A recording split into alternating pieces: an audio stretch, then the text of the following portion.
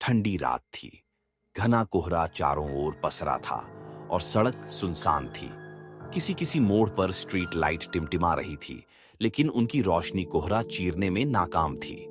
शहर से बाहर जाने वाली आखिरी बस का समय हो चुका था। ड्राइवर मोहन ने बस स्टार्ट की और अपने कंडक्टर रवि को सीट पर बैठने का इशारा किया। आज भी कोई नहीं आया? रवि ने हैरानी से चारों ओर देखा। लगता तो ऐसा ही है। मोहन ने ठंडी सांस ली। आखिरी बस हमेशा खाली ही चलती थी। कभी कभार ही कोई मुसाफिर मिलता था, लेकिन उस रात कुछ अजीब था।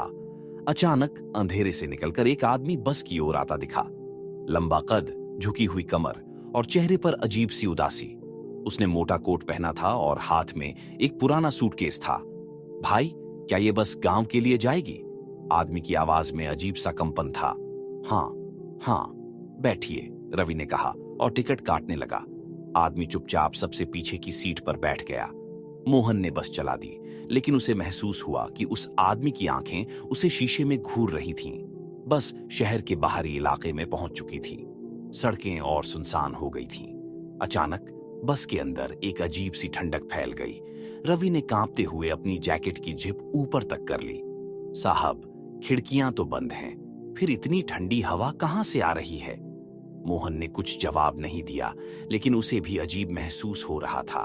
तभी पिछले हिस्से से किसी के फुसफुसाने की आवाज आई। क्या आपने सुना? रवि ने डरते हुए पूछा। शायद हवा का शोर होगा, मोहन ने कहा, लेकिन उसका ध्यान भी अब पीछे बैठे उस आदमी पर चला गया था। रवि ने हिम्मत करके पीछे देखा, लेकिन उसकी आंखें फटी रह गईं। वह आदमी अब अकेला नहीं था। उसके बगल में एक और साया बैठा था, लेकिन वह धुंधला और अजीब सा दिख रहा था। रवि ने घबराकर मोहन को इशारा किया।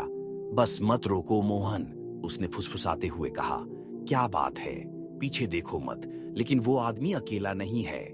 मोहन का दिल जोर से धड़कने लगा। उसने शीशे में देखा। अब बस की पिछली सीटें धीरे धीरे भरने लगी थीं। सफेद कपड़ों में धुंधले चेहरे, अजीब हाव भाव वाले लोग। ये कैसे हो सकता है? ऐसे जैसे बस आगे बढ़ रही थी, पीछे की सीटें और भी ज्यादा भरती जा रही थीं। रवि ने कांपते हुए टिकट बुक निकालकर देखा। बस में केवल एक ही यात्री का टिकट कटा था। मोहन, बस रोक दो, मुझे उतरना है, चुप बैठो। मोहन की आवाज कांप रही थी। अचानक पीछे बैठे आदमी ने बोलना शुरू किया। बहुत साल पहले इसी सड़क पर एक बस हादसे का शिकार हुई थी। 40 लोग मारे गए थे।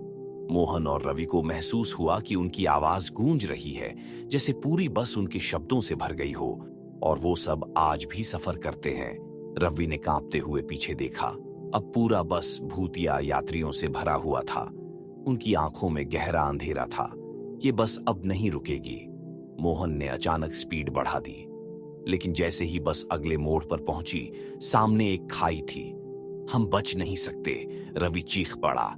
अगले ही पल बस खाई में गिरने लगी। अगली सुबह सड़क किनारे एक पुरानी टूटी फूटी बस मिली, लेकिन उसमें कोई भी नहीं था। कुछ लोगों का कहना था कि उन्होंने रात में एक बस को देखा था जो हवा में तैर रही थी, और उसके अंदर अजीब लोग बैठे थे। दोस्तों, आपको हमारी स्टोरी कैसी लगी, हमें कमेंट में बताएं। इस स्टोरी का दूसरा भाग देखने के लिए चैनल को सब्सक्राइब करें। आपका एक सब्सक्राइब हमें बहुत मोटिवेट करता है।